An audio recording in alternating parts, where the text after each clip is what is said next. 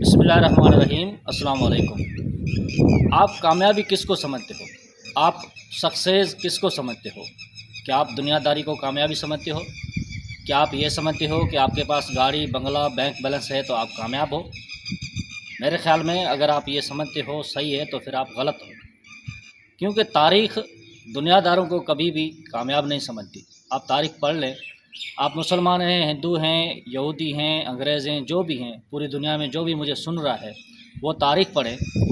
کیا وہ سارے لوگ، وہ سارے کافر کامیاب ہیں جنہوں نے رسولوں کو، پیغمبروں کو اذیتیں دی، تکلیفیں دی، جنہوں نے ہمارے نبی صلی اللہ علیہ وآلہ وسلم سے لڑائی کی اور ان کو تکلیف پہنچائی، جنہوں نے صحابہ رضی اللہ تعالیٰ عنہ کو تکلیفیں پہنچائی، جنہوں نے امام حسین رضی اللہ تعالیٰ عنہ کو کربلا میں شہید کیا، کیا وہ سارے کامیاب ہیں؟ کیا فرعون کامیاب ہے؟ کیا حامان کامیاب ہے؟ کیا قارون کامیاب ہے جن کے پاس اتنی دولت تھی کہ رکھنے کی جگہ نہیں تھی؟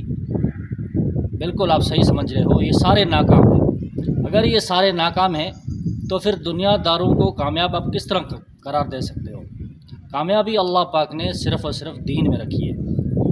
اگر آپ دین پہ چلو گے، اگر آپ کی موت دین پر ہوگی تو آپ کامیاب ہو، وگرنہ دنیا داری بنانے کے چکر میں آپ مر جاؤ گے اور پیچھے دنیا چھوڑ کے جاؤ گے تو آپ ہرگز کامیاب نہیں ہو۔